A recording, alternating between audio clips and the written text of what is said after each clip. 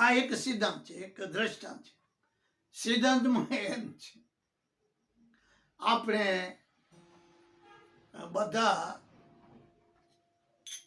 જીવનમાં સફાઈ કરીએ છીએ, સફાઈ કરીએ છીએ.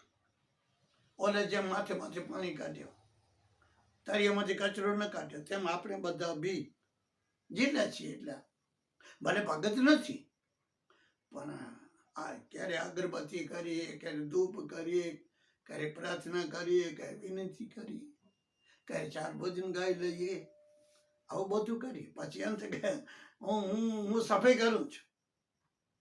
એ ભાઈ તો સફાઈ કરે છે, પણ તારામાં આ બધું જેમ ઓલું કૂતરાનું શરીર પડે છે તેમ તારામાં અહંકાર પડે છે, તેનું શું? તારામાં અહમરૂપી આ કૂતરું પડે છે, એનું શું? જ્યાં સુધી અહંકાર મોટો મડાઈ નથી ગઈ અંદરથી, તો આ છટક ક્યાંથી જવાની? આ દુર્ગંધ ક્યાંથી જવાનું? તરમાંથી કાઢો, તરમાંથી કાઢો, જે કચરો છે તેને કાઢો. એટલે કીધું સોજાર્યો બાપુ મેં મનવાર્યું. પહેલે પ્રથમ વાત આપણે બધાને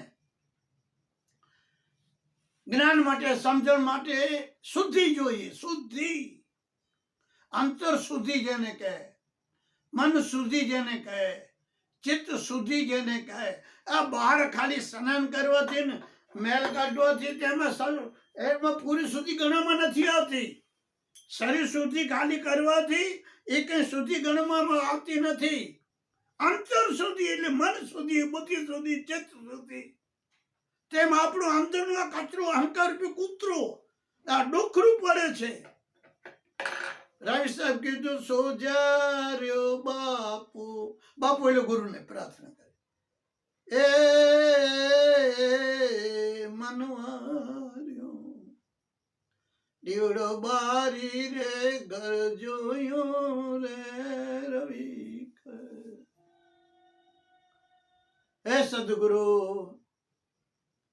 એ કૃપાના સાગર, આપ મારા ઉપર કૃપા કરી, દયા કરી.